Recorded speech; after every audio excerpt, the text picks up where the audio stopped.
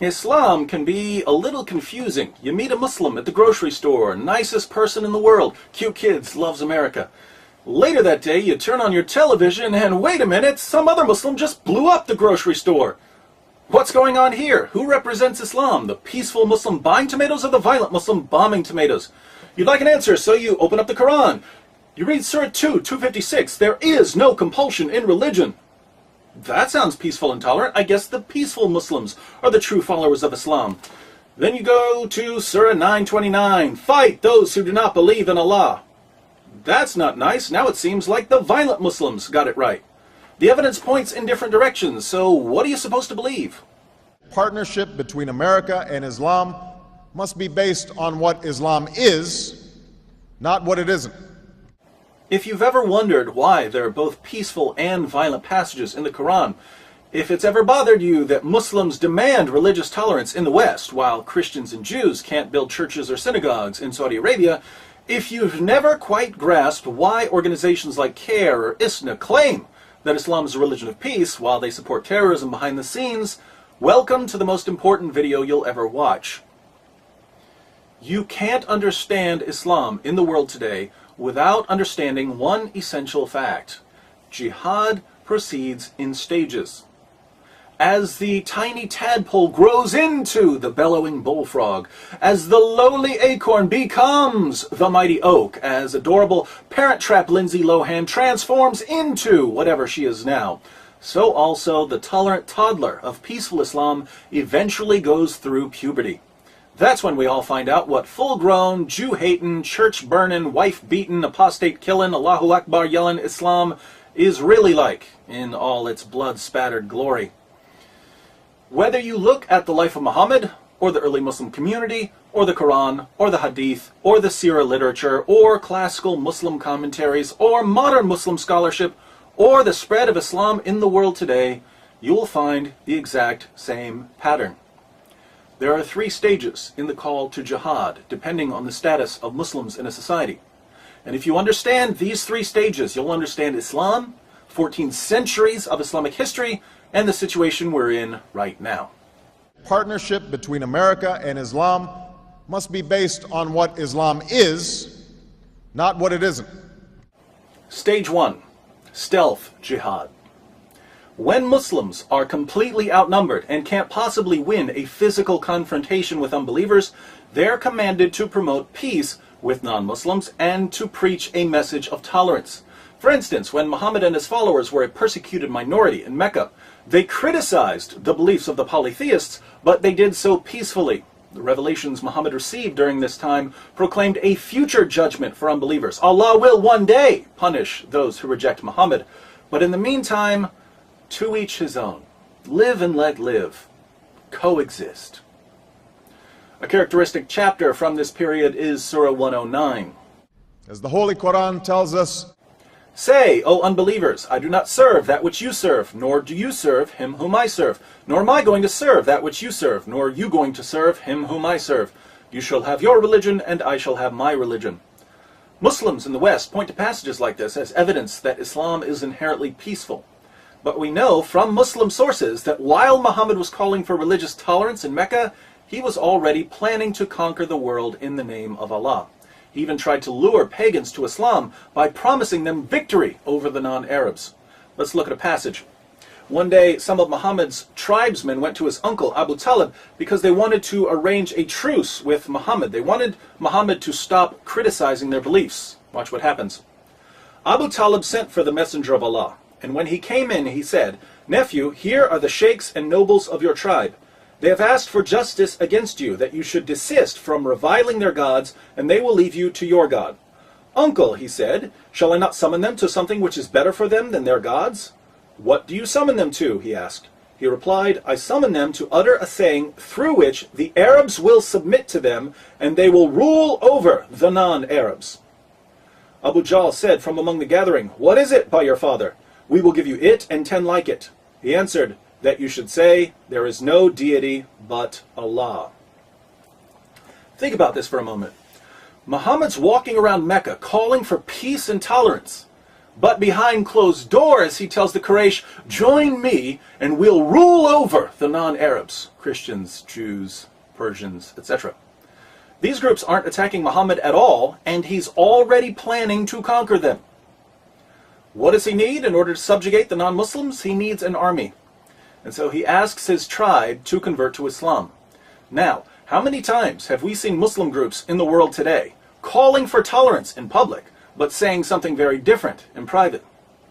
Goes back to Muhammad. One of the key features of stage 1 is taqiyya, concealing Islam's true intentions in order to protect the Muslim community. This was eventually made explicit in Surah 3:28. As the Holy Quran tells us, let not the believers take disbelievers for their friends in preference to believers. Whoso doeth that hath no connection with Allah, unless it be that ye but guard yourselves against them, taking, as it were, security. Muslims aren't allowed to be friends with non-Muslims unless they're outnumbered and they feel like they're in danger from a stronger adversary. That's when Muslims are told to pretend to be friendly. One of Islam's greatest scholars, Ibn Kathir, comments, in this case, such believers are allowed to show friendship outwardly, but never inwardly. Abu Darda, one of Muhammad's companions, put it this way, we smile in the face of some people, although our hearts curse them. Assalamu alaikum. Another key feature of stage 1 is victim status. Muslims like to pretend that Muhammad and his followers were persecuted in Mecca simply because they were Muslims. Total nonsense. They were persecuted for antagonizing the Meccans by mocking their beliefs. We read in At-Tabari, the Messenger of Allah proclaimed Allah's message openly and declared Islam publicly to his fellow tribesmen. When he did so, they did not withdraw from him or reject him in any way, until he spoke of their gods and denounced them. When he did this, they took exception to it and united in opposition and hostility to him, except for those of them whom Allah had protected from error by means of Islam. Notice that the pagans of Mecca had no problem with Muhammad preaching Islam. They became angry when he began attacking their beliefs, and they had to put up with quite a bit. Listen to this description of what the pagans went through in their own words. We have never seen the like of what we have endured from this man. He has derided our traditional values, abused our forefathers, reviled our religion, caused division among us, and insulted our gods. We have endured a great deal from him. Assalamu alaikum. Muhammad was condemning their beliefs and their values. He was causing division in the city. Not too extreme from a Western perspective. What's interesting is that when the people of Mecca responded in kind and mocked Islam, Muslims said, oh, they're persecuting us. What evil people attacking us because of our beliefs. Double standards. One of the goals of the stealth jihad stage is to give Islam a privileged status above other religions. But Muhammad's constant antagonism towards the Meccans did lead to actual persecution. And this persecution of the early Muslim community was the best thing that ever happened to Islam. When people heard that poor, defenseless Muslims were being mistreated, they rushed to Muhammad's aid. The Christians of Abyssinia, the Jews of Medina, and various pagan groups all agreed at one time or another to protect Muslims from the mean, bigoted Islamophobes in Mecca. Now keep in mind, Muhammad was already planning to conquer all of these people. But they didn't know that. All they knew was that Muslims were being persecuted and they wanted to help. Once Muhammad and his followers had formed enough alliances and were no longer at the mercy of the Meccans, the message of the Quran suddenly changed. Partnership between America and Islam must be based on what Islam is, not what it isn't. Stage 2. Defensive jihad. When there are enough Muslims and resources to defend the Islamic community from attacks, persecution, or criticism, Muslims are called to engage in defensive jihad, fighting unbelievers who pose a physical or intellectual threat to Islam. After the city of Yathrib, now called Medina, agreed to protect the Muslim community, Muhammad and his followers left Mecca, and they were given permission to fight. Surah 22, 39 to 40. As the Holy Quran tells us, Permission to fight is given to those upon whom war is made, because they are oppressed, and most surely Allah is well able to assist them, those who have been expelled from their homes without a just cause, except that they say, Our Lord is Allah. Did you catch that? According to the Quran, Muslims were kicked out of Mecca simply because they believed in Allah. We've already seen that the Meccans had no problem with Muslims believing in Allah, or even with Muslims preaching Islam. They had a problem with Muhammad mocking their religion and causing division in their city. But again, Muslims needed victim status for their protection, so I guess Allah decided to fudge history just a little. And throughout history, Islam has demonstrated through words and deeds the possibilities of religious tolerance and racial equality. Now that Muhammad had several non-Muslim groups ready to defend him, he turned to the primary tactic of stage 2, terrorism.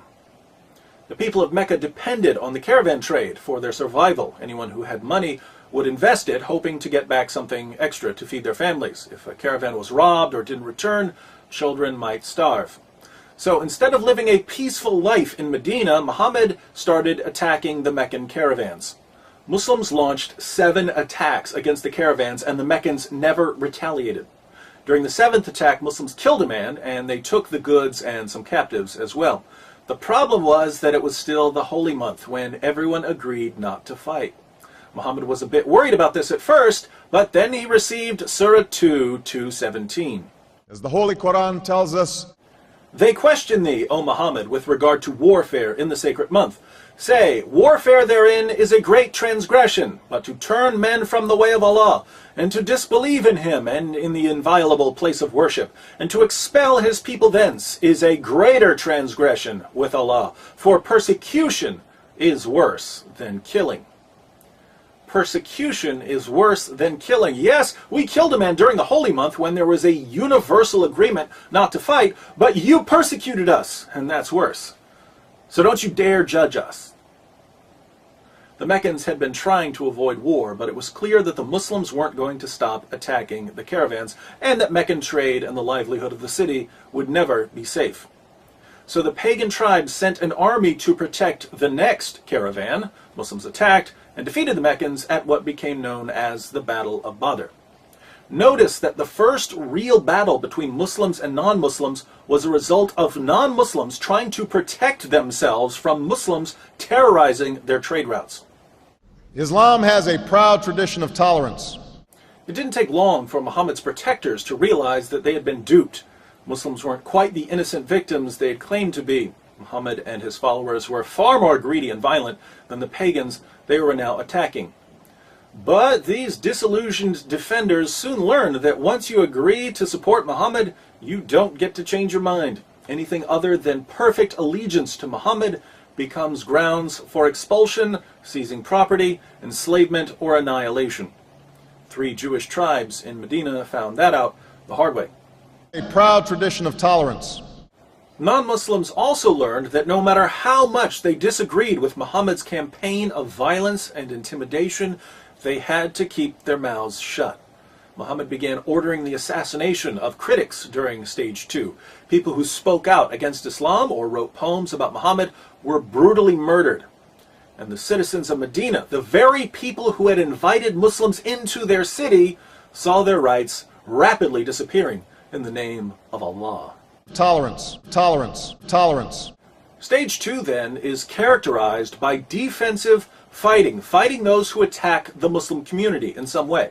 What we need to get our minds around, however, is that Muslims have a much broader definition of what constitutes an attack than anything we're familiar with. Persecution and military aggression certainly count as attacks, but as we've seen, criticizing Islam counts as an attack. Backing out of alliances after you figure out Muhammad's true intentions counts as an attack. And in the defensive jihad stage, Muslims are ordered to respond to these attacks with physical violence and terrorism.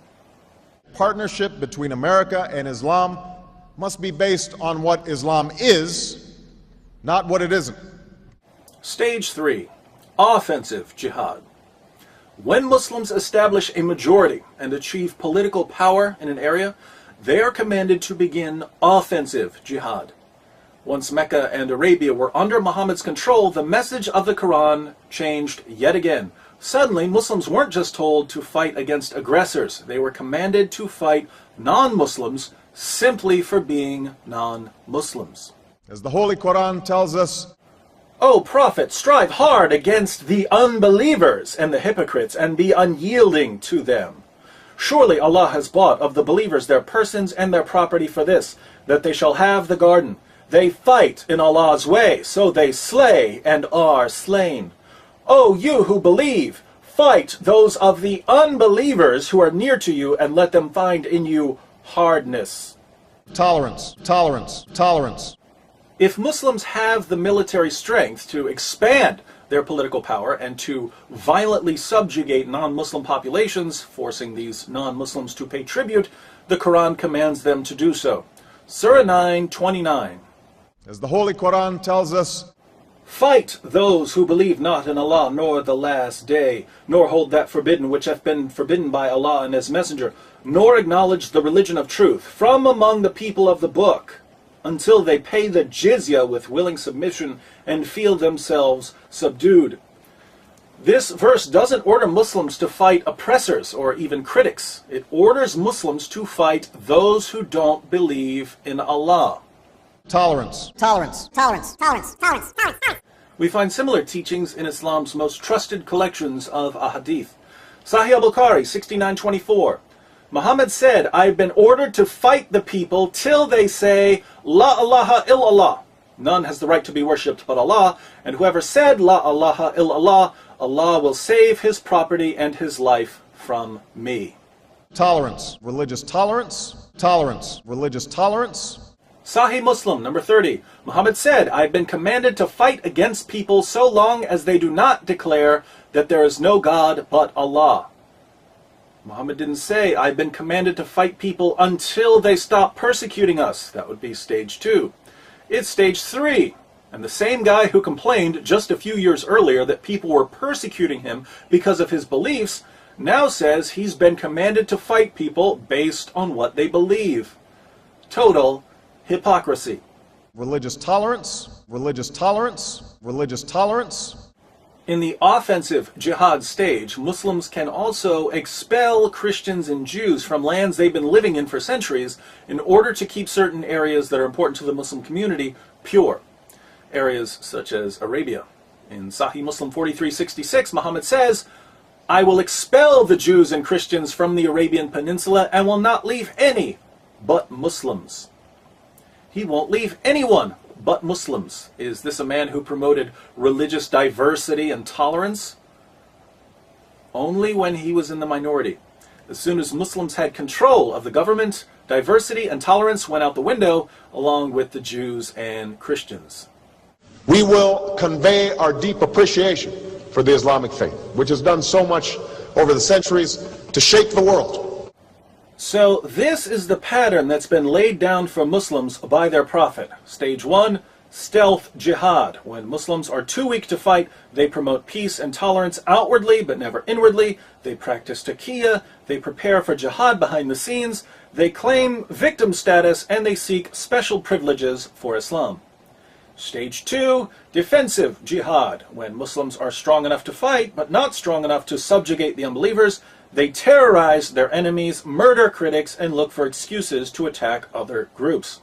Stage 3, offensive jihad. When Muslims are in the majority, they violently subjugate all non-Muslims, they strive to expand their political dominion, and they rid important Muslim lands of all non-Muslims.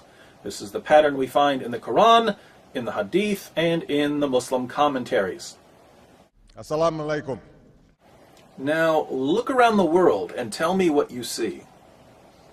Saudi Arabia, what stage are they in? Stage 3, obviously. Massive Muslim majority. Lo and behold, if you're not a Muslim, you can't preach, you can't build a place of worship, you can't even set foot in the city of Mecca. Exactly what we would expect based on the Muslim sources. Certain places in Africa, and I'd say some areas of Europe, are in stage 2. Muslims have enough fighters and resources and alliances to fight defensively. And what do? We see terrorism. We see churches being burned to the ground or blown up in Nigeria and Ethiopia. We see no-go zones forming and critics of Islam being killed, even in Europe. Again, exactly what we would expect based on the Muslim sources. Here in America, where Muslims form a small minority of the population, what stage are we in? Stage 1. What's Islam all about, according to American Muslims? It's all about peace and tolerance. Muslims just want to be like everyone else, but racist hate mongers are attacking them because of their beliefs. That's why we should all be thankful that the government and Christians and Jews are stepping in to defend Muslims from bigots and Islamophobes, just as governments and Christians and Jews stepped in to defend Muslims during the time of Muhammad. And I consider it part of my responsibility as President of the United States to fight against negative stereotypes of Islam wherever they appear. My friends, how difficult is this to figure out? What have we discussed that a 6-year-old couldn't understand? Muslims have been using the same playbook for 14 centuries. It's in all their sources. It's as plain as day. And yet our leaders and the media just can't understand why Christians and Jews are second-class citizens in the Muslim world, or why Muslims in Europe are ready to kill over cartoons, or why Muslims in America are so desperate for victim status they'll cry discrimination when a home improvement store doesn't pay for advertising on one of the most boring shows ever. It's all right here. Someone can't understand this. I'd say he doesn't want to understand it. But we've reached a point in history when we can no longer afford to be willfully stupid. If our leaders are incapable of grasping the 3-step strategy of jihadists, they have no business leading a marching band, let alone a Western nation. Unfortunately, Muslims have been so successful in their Stage 1 operations, they've convinced our leaders and the media that the only information we need when it comes to Islam is what's handed to us by terrorist-linked Muslim organizations like CARE. Bin Laden was not a Muslim leader. We're officially on our own. If we want to popularize this information, we'll have to do it ourselves. Sending this video to everyone you know would be a good start. I also think someone needs to put this material into a pamphlet so we can all pass out copies. Ah, what's this?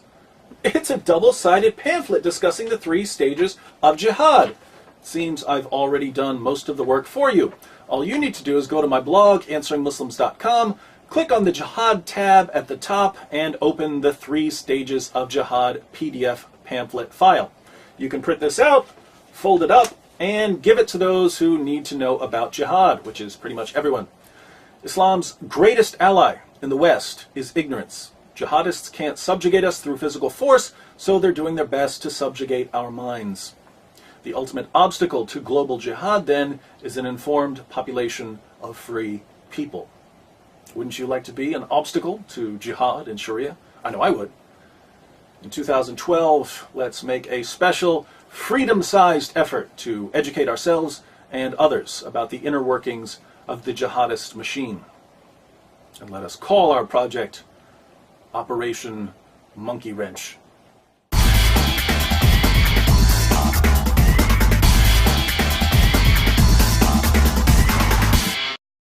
I think it's important to add a quick appendix on westernized Muslims. I've said in this video that Muslims in Stage 1 are commanded to deceive non-Muslims in order to keep us ignorant of Islam's violent goals. But if you present this information to your Muslim friends, they're going to deny it. Now, does this mean they're practicing taqiyya? No. When your Muslim friends tell you that Islam is a religion of peace, are they trying to trick you? Probably not. Most Muslims in America have been influenced by Western values more than they've been influenced by Islam. They may pray 5 times a day or fast during Ramadan, but their knowledge of Islam doesn't get much deeper than that. They've read very little of what's in their sources, and they know practically nothing about what we've discussed in this video. So, chances are, when your Muslim friends tell you that Islam is peaceful, they really believe it. No need to accuse them of lying. Sadly, your westernized Muslim friends aren't a source of Islamic doctrine. Islamic doctrine is grounded in the Quran and the Sunnah of Muhammad, and these sources are perfectly clear when it comes to jihad. So I think we need to add another stage to our 3 stages. Stage 0, the totally clueless about jihad stage.